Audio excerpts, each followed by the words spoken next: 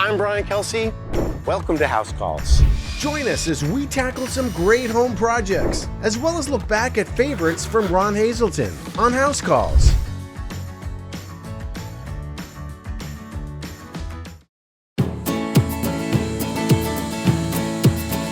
We make things. We use our hands, minds, and machines to build, to fix, to improve. We're known as do-it-yourselfers, home improvement fans, fix-it fanatics, inventors. At our core, though, we're all makers. So let's jump in and make something.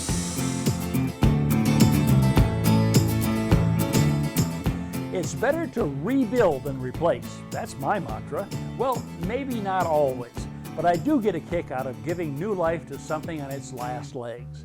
Case in point, my gas grill. I take it from barely working to nearly new in a matter of hours. Then I'll shift my restoration focus and head for Cajun country to help a New Orleans couple revive their weather-worn deck. You're gonna like this show. Well, I'm rolling out my toolbox because I'm a man on a mission. My grill over here has been with me for some time. My wife thinks it's time to replace it. It's kind of worn out. I say rebuild it. So let's get cooking. First to go are the grills. Then it's goodbye to the ceramic briquettes, long overdue for retirement.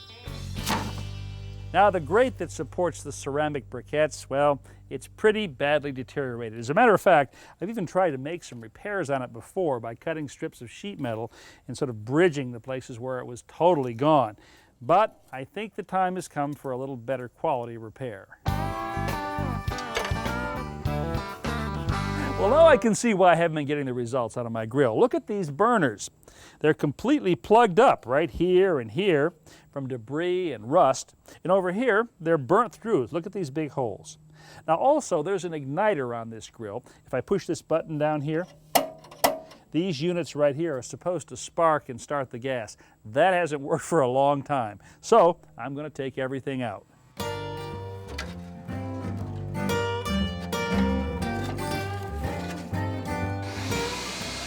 Now I can turn my attention to the firebox. The inside walls are caked with years of baked-on gunk. A flexible putty knife takes it off very quickly. To cut down on the mess, I use my shop vac to catch and dispose of the loose material.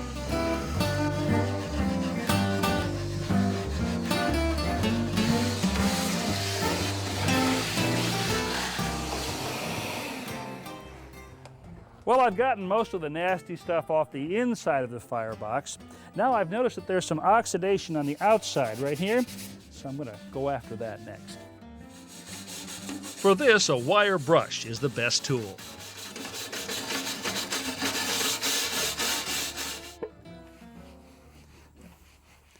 Now, because there have been a lot of cooking oils and grease around this, I'm going to do one final thing before I put a coat of paint on here, and that's to sort of wipe everything down with some denatured alcohol.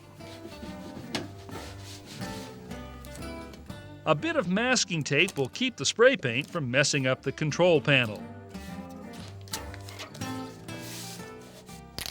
Well, I'd say we're ready to start painting. Now, a grill like this gets really hot, so you can't use just any kind of paint on it. What I've chosen is a high temp paint, which should hold up pretty well. Now I find that if I hold a spray can about 10 inches from the surface and make long, smooth, overlapping strokes, I get good even coverage. Rather than just reversing direction at the end of the stroke, I move off the edge and momentarily take my finger off the button. This keeps me from getting drips and runs. Wow, the outside looks terrific. Now it's time to make it work as good as it looks, and that means I've got to find some new parts.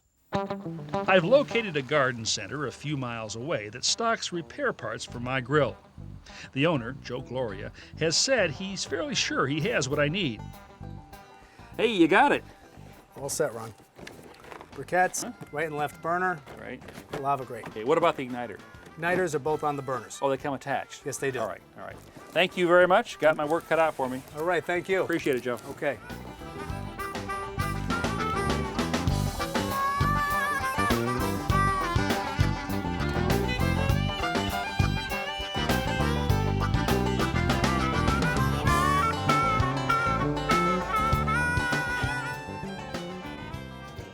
Ah, now for the fun, putting all the new parts in.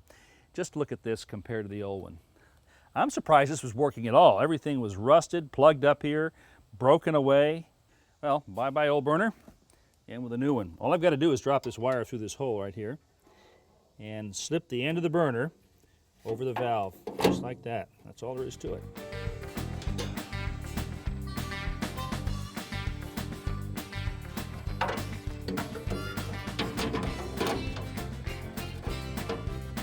The igniter wires push onto terminals at the igniter button. Well, the burners are in. They're working fine. I've checked them out. Now I'm going to install the new grate. Remember this? It was completely burnt through. Now this sits above the flame and supports the ceramic briquettes. Here's the new one right here. What a difference, huh? And it just sits right in place, like that. My new ceramic briquettes are ready to go, and it's probably a good time to replace them. You can see on the old one here how they were getting sort of crumbly. Well, about all I have left to do is to put in my grills. There's one, and two. Attach my table, and I'm ready for some grilling. A few hours ago, my grill may have looked like a lost cause. Now it looks practically brand new. What's even more important, though, is how it cooks. I'm going to fire it up and find out. Now this is what I call enjoying the fruits of my labor.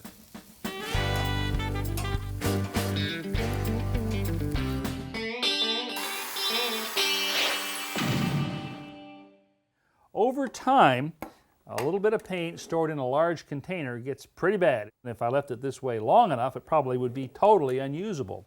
Also, when I've got it stored in cans like this, I forget which paint goes where. So I've come up with a good leftover paint storage solution. I've started saving plastic water bottles of all different sizes. Now the key to keeping leftover paint in good condition is to minimize the amount of air in the container. So I match the size of the bottle with the amount of leftover paint that I have.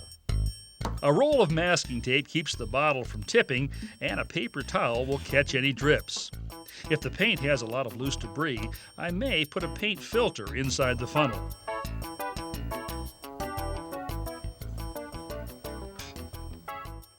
Now once I've got the paint in the bottle, I remove the funnel, and this is the secret part here. Take a half a dozen marbles and drop them in. I label the paint using a felt tip marker, and when it comes time to do a touch-up, I simply give it a shake. Those marbles in the bottom agitate and mix the paint. Open the top, pour out what I need, close the top, and do my touch-up. Now when the paint level gets, say, halfway down in the bottle, then I just transfer it to a smaller one.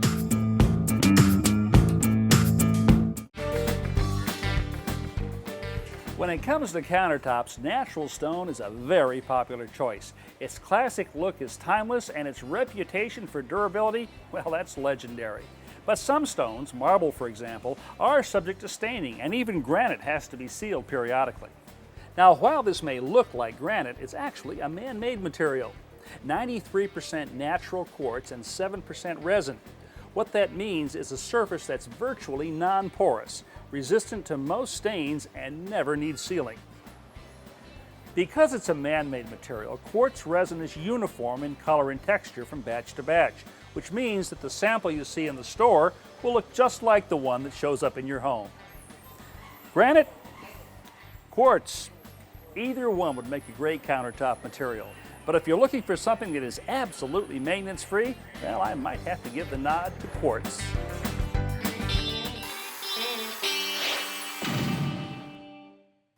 Now, one of the things that I find a bit annoying is the sound of sliding utensils inside my kitchen drawers when I open and close them. This non-slip shelf liner works really well to stop that, and if I've got several drawers of the same size, I cut the liner to size by first making a cardboard or plywood template. Place the template on top of the liner. Take a razor blade.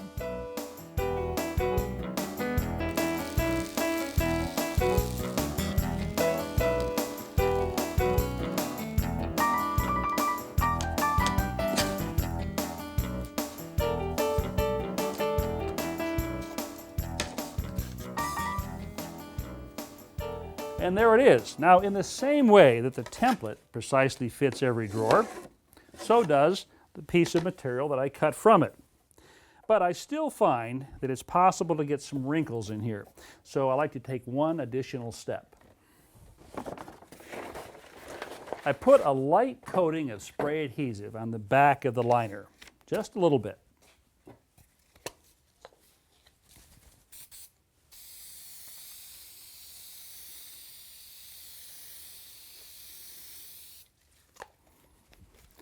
Then, while it's still tacky, I drop it into the drawer.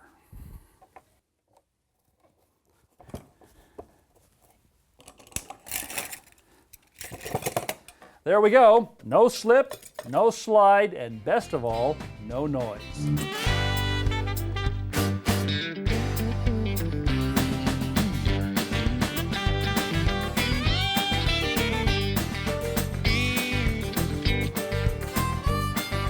Kenneth and Andretta Allen of New Orleans, Louisiana, have asked for a little help, so I'm going to pay them a house call. Ay. I don't know. This may be beyond help here. At first glance, it doesn't look good. The deck boards are splintered and have faded to a dingy shade of gray. Kenneth shows me a few other problems. Some of the boards have actually twisted out of place, and nail heads are popping up all over.